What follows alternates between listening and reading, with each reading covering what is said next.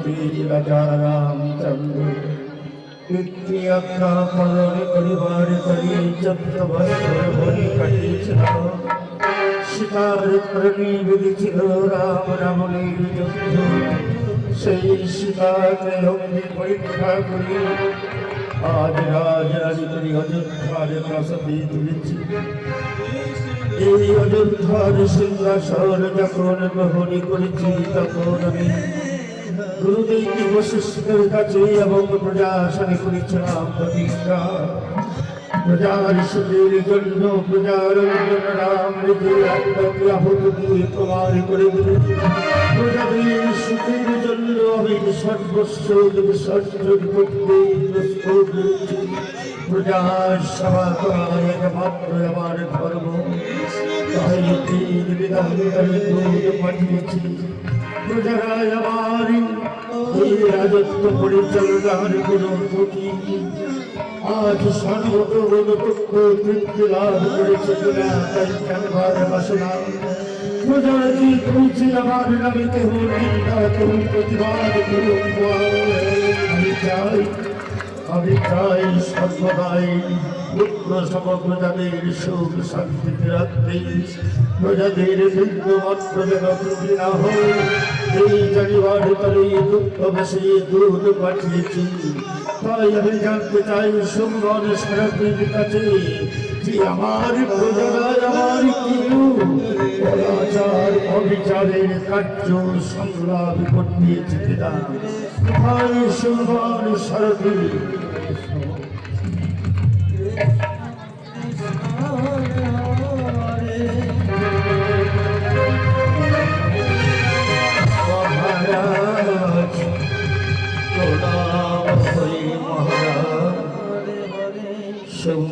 সারথী বলো তুমি আমার পরম বিশ্বাসী সত্য পরায়ণা। তাই দুধের গুপ্ত সন্ধান জানিবার জন্য রাজপ্রাসাদে অপেক্ষা করছি।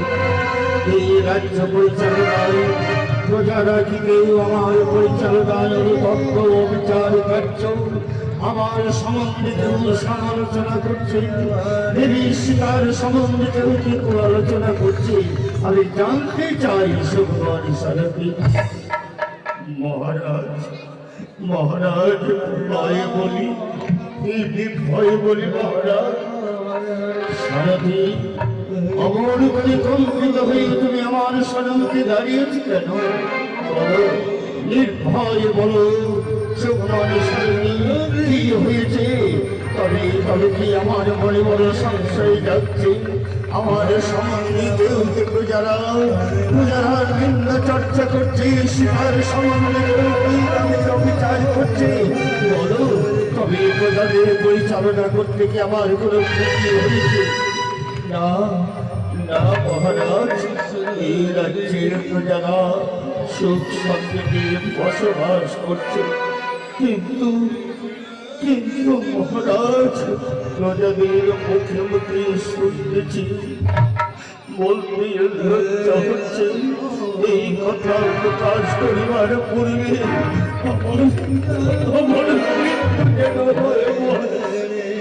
সারথী কি আমার প্রজারা আমার সম্বন্ধে বা রাজ পরিচালনার সম্বন্ধে কেবল নিন্দা চর্চা করেছে? নির্ভয় বলো শ্রাবণী ভয় নেই। আমি তোমাকে অভয় প্রদান করলাম। বলো কিসের জন্য প্রজারা আমার সম্বন্ধে তুমি এত কম্পিত হয়ে ভয়ে ভীত হয়ে আমার সম্মুখে দাঁড়িয়েছ? তাই আমার মনে বড় সংশয় লাগছে। সারথী মহারাজ ক্ষমা করবেন মহারাজ। এই রাজ্যের প্রজাগণ বলছে মা সীতা নাকি কলঙ্কি। সারথী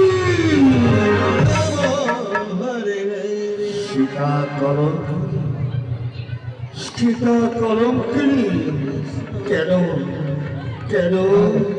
এই রাজ্যের প্রজাগণকে জানে না যখন রাম রাবণের যুদ্ধবাজ লঙ্কা করে সমুদ্র পার হয়ে গিয়ে লঙ্কায় যুদ্ধ করে সীতাকে উদ্ধার করার পশ্চাতে অগ্নি পরীক্ষা দিয়েছিল সীতায় আমার কাছে, শ্রী মহাসতী তবু সীতার নামে বিচার কেন? জানি না, প্রজারা বলছে ঘরে ঘরে যে সীতা এতদিনে রাক্ষসের ঘরে ছিল, সেই সীতার কোনো দিন সতী হতে পারে না। সে রসনী সীতার নামে কলঙ্কিত করছে, এই পা হচ্ছে, এই ফুল হচ্ছে প্রজারা।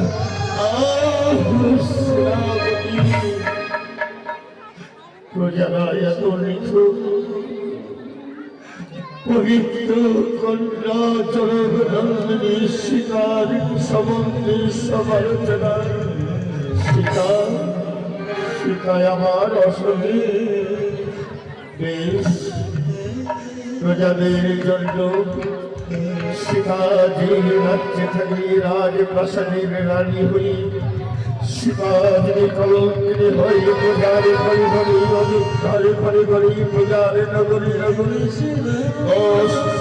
অসতী কলঙ্কিত বঞ্চিত কথা সীতা নাই হতে পারে না। যাও যাও শ্রাবণী, আমি তোমায় বিনীত নিবেদন করছি, এই মুহূর্তে আমার প্রাণের ভাই রক্ষণকে আমার কাছে পাঠিয়ে দাও। যাও যাও, যথার্থ মহারাজ, আমি এখন আসছি। সীতা সীতায় আমার কলঙ্কিনী বলে রাজ্যবধি নিত্যচর্চা হচ্ছে। সীতায় আমার কলঙ্কিনী। না না না, আমি রাজগুরু বশিষ্ঠের কাছে রাজপ্রাসাদে শপথ করিবার সময় যখন প্রতিজ্ঞা করেছিলাম, প্রজাদের সুখের জন্য প্রজার রামচন্দ্র নিজের আপনাকে বলি দেবেন। প্রজার সুখের জন্য আজ আমি কি করব? সেই জগন্নাথী সীতাকে আমি বর্জন করিব।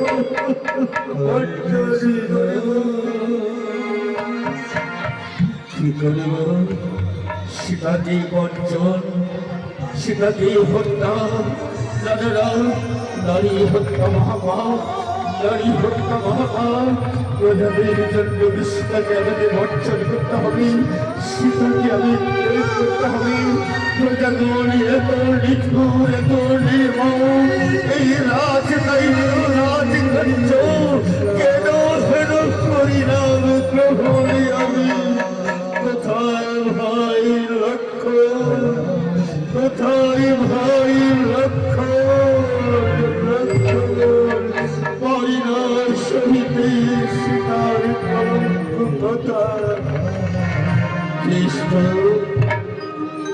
এমন করি অচলিত হয়ে যেন আমায় স্মরণ করেছিল। কৃষ্ণ একই মলিন বদন তব ছল ছল আঁখি কিবা হয়েছে জ্যেষ্ঠ, বল প্রকাশ করে কিবা হয়েছে রাজপ্রাসাদে, খুলে বল মোর কাছে। আজ্ঞাকারী দাস তব অক্ষরে করে পালন করিবে জ্যেষ্ঠ।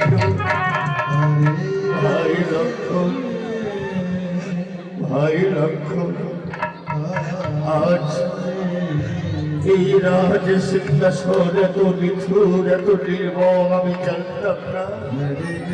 প্রজাদের আমি পুত্র সম পালন করিব বলি রাজগুরু বশিষ্ঠের কাছে প্রতিজ্ঞা করি এই রাজ ছত্র মাথায় ধারণ করেছিলাম। কিন্তু জানো জানো, আমি বলেছিলাম আমি প্রজার অঞ্জন রাম, প্রজার জন্য নিজের আত্মাকে আহুতি করব। নিজের আত্মাকে বলে দিয়ে প্রজাদের সুখের জন্য জ্যেষ্ঠ কি হয়েছে? জ্যেষ্ঠ খুলে বলো। আমি আমি আপনার এই মনের বলুন, এই অস্ত্র জল দেখে আমি স্থির থাকতে পারছি না। জ্যেষ্ঠ বলুন কি হয়েছে? জ্যেষ্ঠ তবে কি রাজ্য পরিচালনায় কেবল করে উঠেছে দিনদার? খুলে বলুন আমার কাছে ধনুর্ধারে লক্ষণ, বাকি মুহূর্ত বিনাশ না। শান্ত শান্ত হও ভাই, আমার কারণে তোমাকে এমন নিচুর হয়ে কোনো প্রজাকে হত্যা করা চলবে না, কারণ আমি প্রজার অর্থ না। সত্যই যদি তুমি আমার প্রাণের ভাই লক্ষণ, তুমি আমায় ভালোবাসো, পারবে পারবে আমার বাক্য পালন করতে, তবে আমি জানবো তুমি আমার প্রাণের ভাই লক্ষণ। তুমি যদি আমার এই বাক্য পালন করতে পারো, আমি সত্য দুঃখটাকে নিবৃত্ত হব, আমি স্থির হয়ে যাব। বলো বলো ভাই লক্ষণ, পারবে আমার এই বাক্য পালন করতে? জ্যেষ্ঠ, এমন কি হয়েছে জ্যেষ্ঠ, এই আজ্ঞাকারী দাস এই লক্ষণ কথা দিচ্ছে জ্যেষ্ঠ, আপনি যা বলবেন আমি অক্ষরে অক্ষরে পালন করব। আপনার সবার জন্য আমি 14 বৎসর কাটিয়েছি। রাম রাবণের সঙ্গে যুদ্ধ লেগেছিল, ইন্দ্রজিৎ মেঘনাদ কুম্ভকর্ণ খরভূষণ সবাই বল করেছে হারিয়ে, তাই স্থির চিত্ত ভাবে আজ অযোধ্যার যুবতী রাজ সত্য ধরে এই রাজ সিংহাসনে গ্রহণ করেছে। আজ আজ দাস হয়েছে আজ্ঞা করিয়ে পালন ভাই লক্ষণ। তাই থেকে হয় আমার জন্য তুমি 14টা বৎসর দিনের পর দিন প্রতি মুহূর্তে প্রতি কোণে আঘাত পেয়েছ, দুঃখ কষ্ট অনাহারে অনেকটাই কাটিয়েছ। সেই জন্য আজ আমি তোমাকে বলছি, আমার সুখের জন্য তুমি সব কিছু করেছ। আজ তোমাকে আমার সুখের জন্য নয়, আমার পূজার জন্য আজ তোমাকে একটি কাজ করতে হবে। জননন্দিনী সীতাকে তোমাকে নির্বাসন করতে হবে।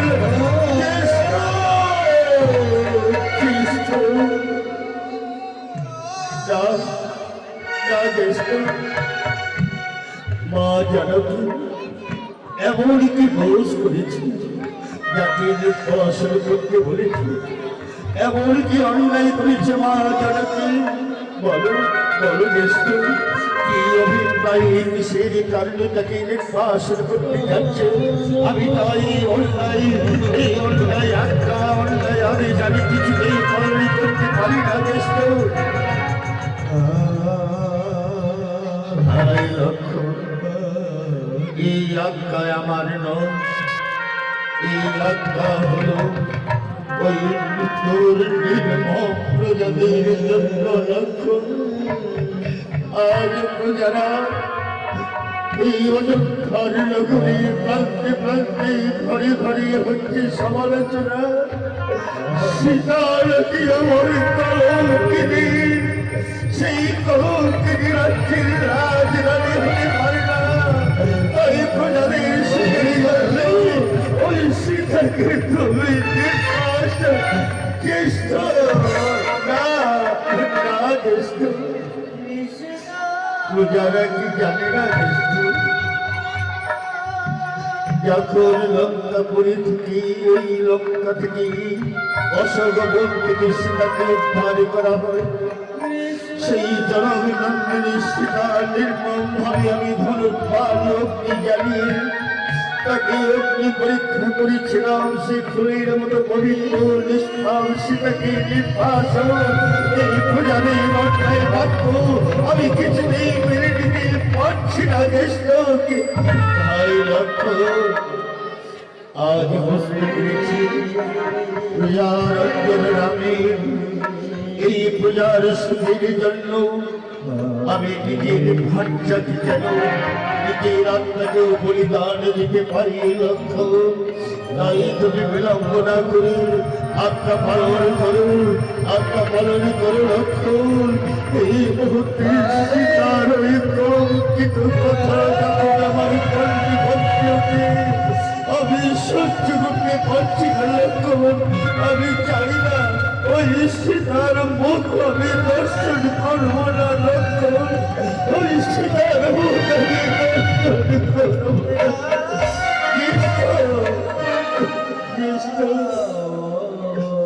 মা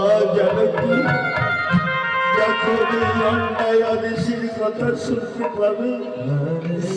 আমি তবু আজ্ঞা পালন করতে তাকে নিয়ে যাব নির্বাসনে কি রূপে। আমি আমি কোন প্রাণী যার চরণে মন প্রাণ ভক্তির শ্রদ্ধায় মাথা নত করি, সেই মা জননীকে আমি কিভাবে নির্বাসন দেব? বলতে পারো কেষ্টর, বলতে পারো। ভাই লক্ষ্মণ, ভাই জানকী আমার অন্তঃসত্ত্বা পঞ্চমাসের গর্ভবতী সীতাকে একদিন আমার কাছে করেছিল বাসনা। বলেছিল, রঘুনাথ মনে বড় বাসনা, পঞ্চমাসী গর্ভবতী অন্তঃসত্ত্বা আমি, তাই আমার মনে বাসনা জেগেছে আমি তপবন করতে যাব দর্শন। তাই এবার তুমি গিয়ে বলো ওই জানকী রে যে প্রভু স্মরণে করেছিলে সাধ তপবন করিবে দর্শন।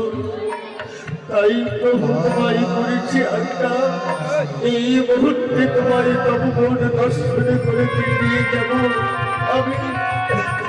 ওই তপবনে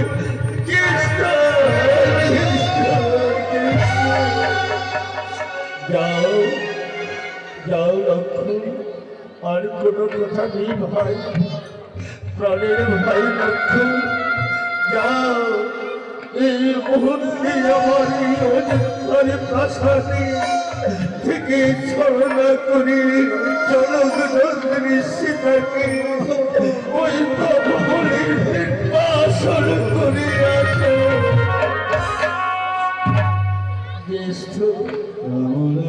মা জানকী যদি বলি প্রভুর অনুমতি না নিয়ে আমি এক পা পদক্ষেপ করব না প্রাসাদের বাইরে, কি রূপে বোঝাবো তারে? বলে দাও। এমন প্রবঞ্চক হয়ে মিথ্যা কথা বলে তাকে নিয়ে যেতে হবে।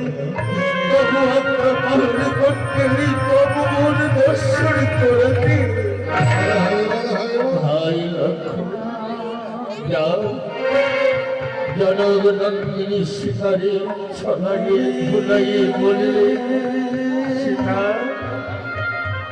প্রভু তোমারই বলেছে আজ্ঞা, প্রভু সরে হবে না তোমার দর্শন আর কোনদিন।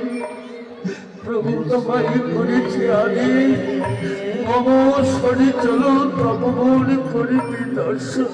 যাও ভাই যাও। জানকী যদি আসে মোর কাছে কেমনই শৈব জানকীর মর্মান্তিক বেদনা, মমতায় হৃদয়ে ভরা প্রাণ তার সবাই জীবন দগ্ধ হয়ে পড়েছে। পারিব না ওই জানকীর মুখ দর্শন করতে লক্ষ্মণ, ওই জানকীর মুখ দর্শন করতে।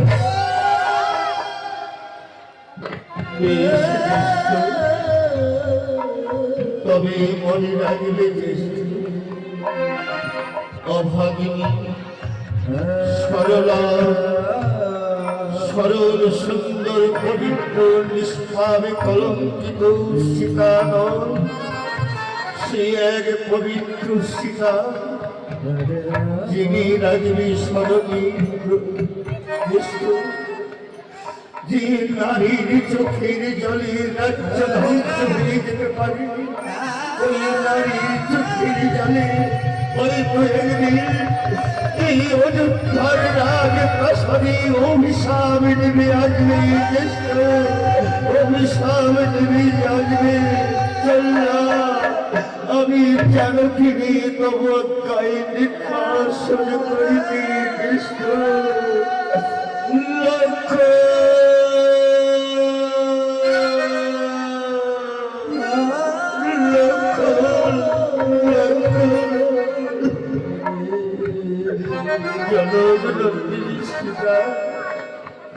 করিবে মোরে ক্ষমা, ভুল বুঝে প্রজার জন্য তোমারই করিলাম নির্বাসন। হৃদয়ে রয়েছে মোর দুঃখের পাহাড়িতে, বুঝবি মোর মোর মন্ত্রের বেদনা। কেমন রইল আপন বলে আর এই নামের কাছে চলে গেল মোর অন্তরে সীতা। আজ আমার প্রজা রক্ষা করিতে পারো, আমি তারে করিলাম নির্বাসন। ক্ষমা করো, ক্ষমা করো জনক নন্দিনী সীতা, ক্ষমা করো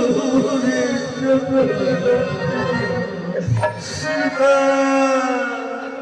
সীতা, সীতা।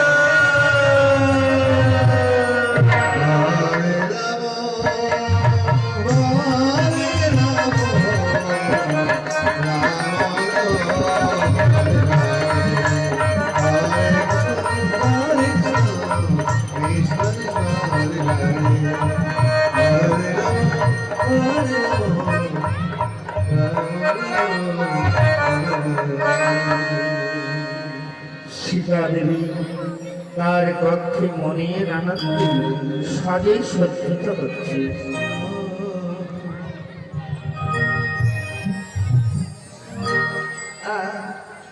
আজ আমার কত আনন্দ, কি ভাগ্যের পরিহাস আমার। ছিলাম একদিন বনবাসী, ছিলাম আমি বিচারিণী, আজ হয়েছি অযোধ্যার পাটরানী। কি সৌভাগ্য আমার, উর্মিলা মান্ডবী কেউ পারল নাই রাজরানী হতে। সেই সুপ্রচন্ড রাজরানীর দায়িত্ব অবাধনী শিকার। এদিকে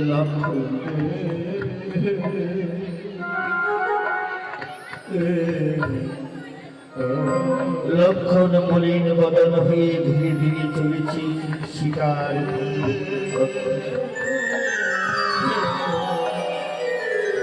দেবী, দেবী, ঠাকুর লক্ষণ, কখন এলে তুমি? এসো, এসো ভাই, এসো মোর কক্ষে উপবিষ্ট হও লক্ষণ। না দেবী, আমি উপবিষ্ট হওয়ার জন্য আসিনি, আমি রঘুনাথের আদেশ নিয়ে এসেছি তম বার্তা জানাতে। লক্ষণ, রঘুনাথ করেছে আদেশ কিবা পরমর প্রকাশ সকাশে, কিবা আজ্ঞা করেছে মরিয়ে যেতে হবে রাজ প্রাসাদে। না দেবী, রাজ প্রাসাদে নয়। একদিন তুমি রঘুনাথ সরে করেছিলে বাসনা, তপবন করিলে দর্শন। তাই প্রভু তোমায় করেছি আজ্ঞা, আজ মম সরে নিয়ে যাব আমি তপবন করেছি দর্শন। এবার মম সরে চলো।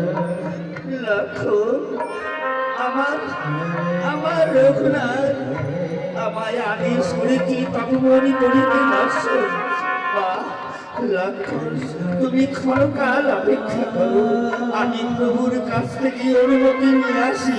শাশ্বত হয়ে আমি তব। না দেবী, সেই রঘুনাথের কাছে যাওয়ার তোমার আর কোনো অনুমতি নেই। রঘুনাথ আজ্ঞা করেছি এই মুহূর্তে ওই যে বাহিনী রথ সুসজ্জিত হয়ে রয়েছে, জলমূর্ষণে নিজে রথ চালিয়ে আজ বেলি অবসানের পূর্বে ফিরব আবার অযোধ্যার প্রাসাদে। লক্ষণ, কি বলছো লক্ষণ? প্রভুর চরণে প্রণাম না করি আমি কখনো কোনদিন পদক্ষেপ কক্ষের বাইরে করিনি। আজ প্রভুকে বলি আমি যাব সেই তপবন দর্শন করতে। এ হয় না, এ হয় না লক্ষণ। দেবী, সময়ের অভাবে আজ তোমাকে আমার সঙ্গে এই মুহূর্তে দিতে হবে। এসো, এসো দেবী আমার সঙ্গে। প্রভু যখন আমার সাক্ষাতের আদেশ গাইলে দিয়েছে, এই মুহূর্তে তব সঙ্গে যাবো তপবন দর্শন করতে। তাই চলো জামালা তখন দর্শন করে এসে আমি প্রভুকে সব বলিব রাখো। বেশ, এসো দেবে এবার আমার সঙ্গে। হরে কৃষ্ণ কৃষ্ণ কৃষ্ণ হরে রাম রাম রাম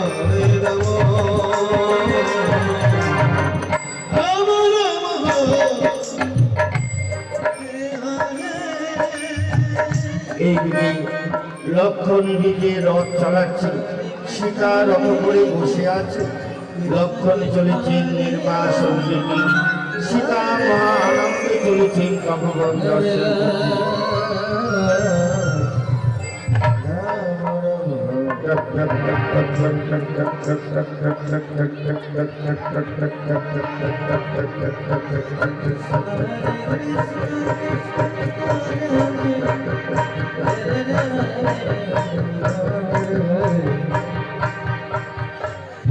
লক্ষণ, ওই দেখো ভাই কত সুন্দরী মৃগ ছুটে চলেছে, দেখো দেখো। দেবী এসো আমার শরীর। লক্ষণ কোনো কথা না বলে ধীরে ধীরে চলেছে লক্ষণ। তুমি রঙার কোন লক্ষণ? আমি কথা বলছি, আমার প্রশ্নের কোনো উত্তর দিচ্ছ না কেন লক্ষণ? কি হয়েছে তোমার? দেবী বিলম্বনে দেবী বিলি অবসানে পূর্বে প্রাসাদে ফিরতে হবে, তাই আর দেরি না করে এবার এসো আমার সঙ্গে, আর একটু এগিয়ে যায়। লক্ষণ দাঁড়াও ভাই লক্ষণ, বলো হয়েছে আমার ভগবান দর্শন করা, মন কেন আমার চঞ্চল হয়ে উঠেছে প্রভুর কারণে। প্রভুরে কখনই করিব দর্শনে যদি বিলম্ব হয় ফিরে যেতে, প্রভু অকারণে প্রভুর দর্শন যদি না হয় ব্যর্থ হবে আমার জীবন। দেবী এসো আর একটু এগিয়ে। না লক্ষ্য, আমি আর এগিয়ে যাব না। লক্ষ্য দেখো দেখো, একবার আমার কানে দেখো লক্ষ্য, ফিরে দেখো দেবী। লক্ষ্য তুমি কথা বলছো না কেন? কি হয়েছে লক্ষ্য? দেখো মোর প্রাণী, আর যাব না, আর যাব না তপবনে, ফিরে যাবো এবার ওই অযোধ্যার প্রাসাদে। না দেবী, আর একটু এগিয়ে চলো, আর একটু এগিয়ে চলো দেবী, আর ক্ষণের দণ্ড এগিয়ে চলো। লক্ষ্য তোমার কণ্ঠভাস কেন ক্রমে বিষম? বলো বলো লক্ষণে তোমার কি হয়েছে? দেবী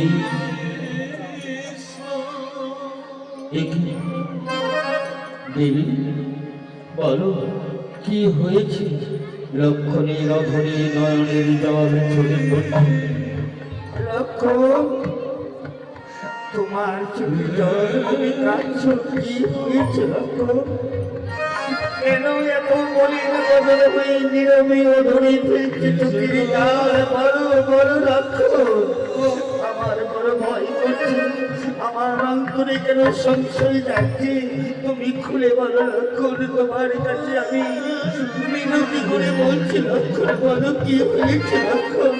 এমনই কেন তোমার এই বিচলিত দেবী দেবী, আর আর তোমাকে কখনো অযোধ্যার প্রাসাদে ফিরে যেতে হবে না দেবী।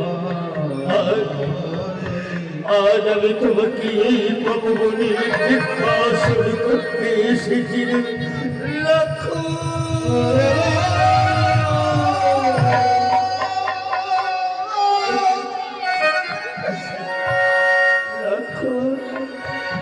নির্বাসন, আমার নির্বাসনে কেন আমি কি অন্যায় করেছি?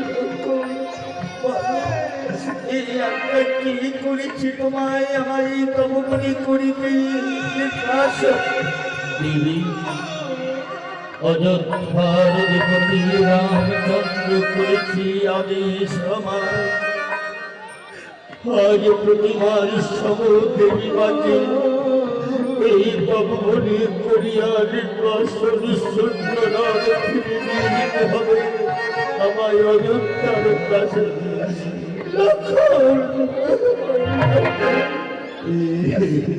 অযোধ্যার অধিপতি রঘুনাথ করেছে আমি এই ভগবনী হবে মোর নির্বাসন। কেন কি অন্যায় করেছি আমি প্রভুর চরণে দিবারাত্রি যার চরণ সেবা করে এসেছিলাম, আমি এমন কি অন্যায় করেছি বলতে পারো লক্ষ্য?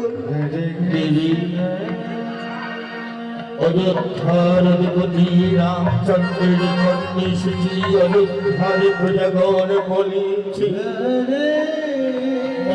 সীতা জনক নন্দিনী নাকি তাই নাকি করতে আপনার আদেশ করেছি ভূপতি।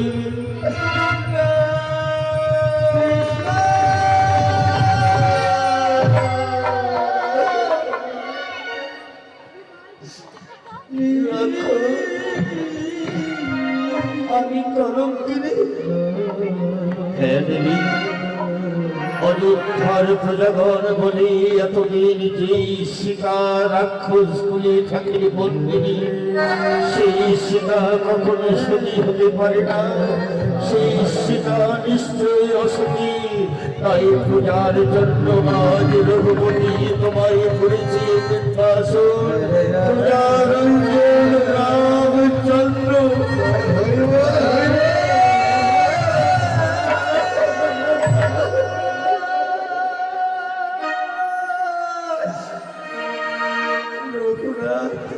তুমি এত নিঠুর রঘুনাথ, তুমি আমার এই অসুখ মন থেকে এনে অগ্নি পরীক্ষা করে নিলে, তবু তোমার মনে সন্দেহের বাসনা। আমি কলঙ্কিনী, আমি কলঙ্কিনী, আমি কলঙ্কিনী। দেবী রোদন করো না দেবী, আমি তবু সরে যাব আর ফিরব না অযোধ্যার প্রাসাদে। এই প্রতিমা বিসর্জন দিয়ে কোলমুখী যাব অযোধ্যার প্রাসাদে ফিরিয়ে দেব না। লক্ষণ যাও, অযোধ্যার অধিপতি রঘুপতি তিনি নিজে ভালো বুঝেছিলেন, তাই অতভাগ সীতাকে করেছে নির্বাসন। আমি আর কোনোদিন যাব না, হয়তো জানেন এই মন প্রাণ দেহকে আমি আর রাখতে চাই না। কিন্তু রঘুনাথীর রঘুনাথীর অন্তর সত্তায় আমি পঞ্চবাসনে গর্ভবতী। কিভাবে আমি আত্মহত্যা করি পারব না, রঘুর সন্তানকে হত্যা করতে। রঘুপতি জনমুখী সীতার কি সুখী রয়েছে তপবনে যায়। দেবী না দেবী, তুমি একাই কোথায় চলেছ? যেও না দেবী, আমি তোমায় ফিরিয়ে নিতে চাই।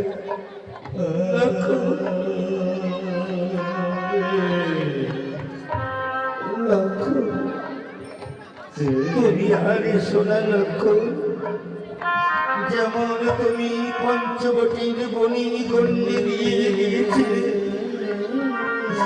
তবু গণ্যে লঙ্ঘন করে আমি ভিখারিয়েরা কুটির ঘরণী আমি লঙ্কেশ্বর রাবণকে করেছিলাম ভিক্ষা প্রদান। রাবণ করেছিল চুরি মরে। আজ সীতাদেবী তোমারই গণ্ডি দিচ্ছে, এই গণ্ডির ভিতরে যদি প্রবেশ করো তুমি আমার মরা মুখ দর্শন দেবী।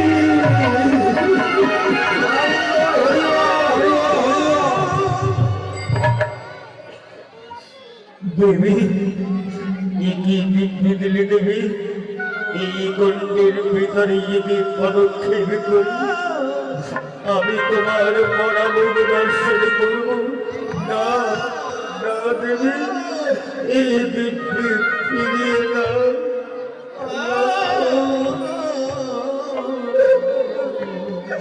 চলে যাও লক্ষ্য চলে যাও অযোধ্যার প্রাসাদে ফিরে রঘুপতির কাছে একাকি রহিবে রঘুপতি তারে তুমি রহিবের সঙ্গে সদায় তা সহি করিবে সদা জানে না পতিব্রত নারী পতি হারিয়ে তার কি ব্যথা পারিব না আত্মহত্যা করিতে রঘুপতির অন্তর সত্তায় আমি পঞ্চমাসে গর্ভবতী তাই তার কারণে জীবন ধারণ করে থাকি যা যা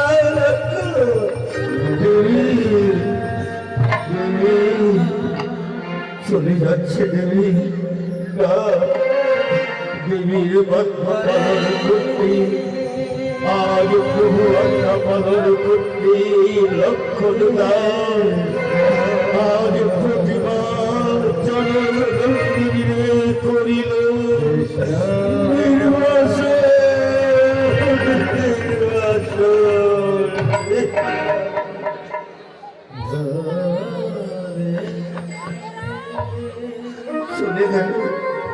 চলে গেল লক্ষণ আমার চতুর্দিকে অন্ধকার হয়ে গেল চতুর্দিকে বাঘবালকের হুঙ্কার শোনা যায় কে রক্ষা করিবে মরে রঘুনাথ তুমি যেখানে থাকো সুখে থাকো জানো দুপুরে সীতা রইবে প্রভু বলে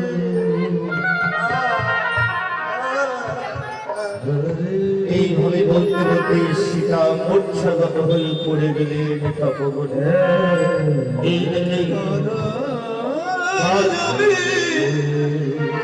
এইদিকে বাল্মীকি মুনি চলেছে রান্নি করতে ও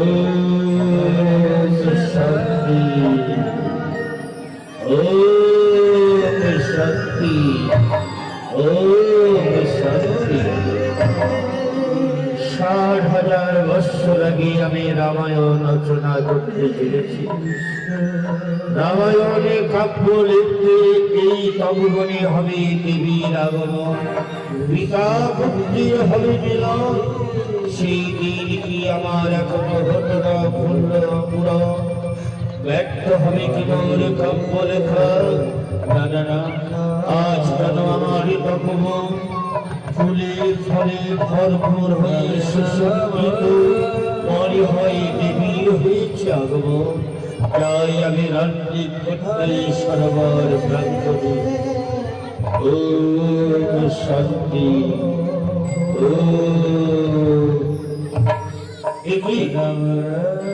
কে কে ওখানে অমর করে মূর্ছগত হয়ে পড়ে আছে গিয়ে দেখি তো এই তো আমার সেই কাব্য গ্রন্থ 60,000 বৎসর আগে লেখার বুদ্ধি আজ আমার কাব্য পূরণ হতে চলেছে দেবীর হয়েছে আগমন উৎসাগত হয়ে পড়েছে দেবী কমলা মা কমলা ওঠো ওঠো মা কমলা বাবা কি আপনি এই অভাবের কেন তুমি মুক্তি প্রদান করলে কোথায় যাব কে আছে কেউ নেই আমার জগৎ মাঝারে কোথায় যাব মা কমলা বাবা বলে যখন দেখেছ মরে আর তোমার কোনো ভয় নেই অভয় প্রদান করিলাম আমি চরমর কুটির প্রাঙ্গণে এই তো, এই মা, আমি জানি তুমি আসবে, তাই আজ আমার আশা আকাঙ্ক্ষা ইচ্ছা হলো পূরণ।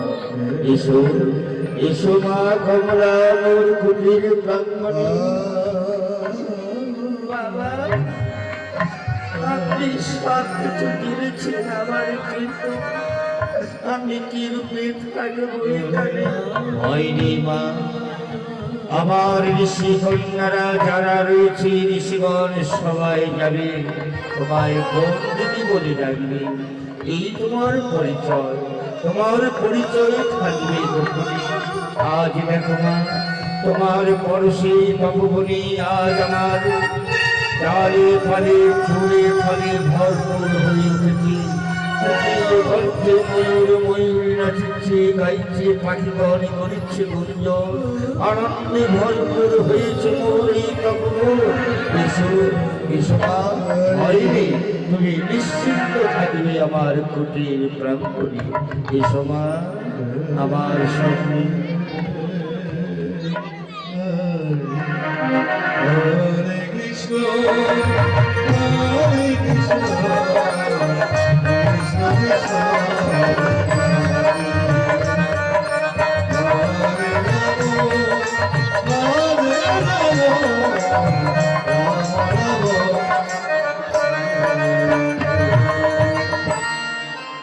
এইদিকে রাজা রামচন্দ্র অযোধ্যার প্রাসাদে পদার্পণ করছে।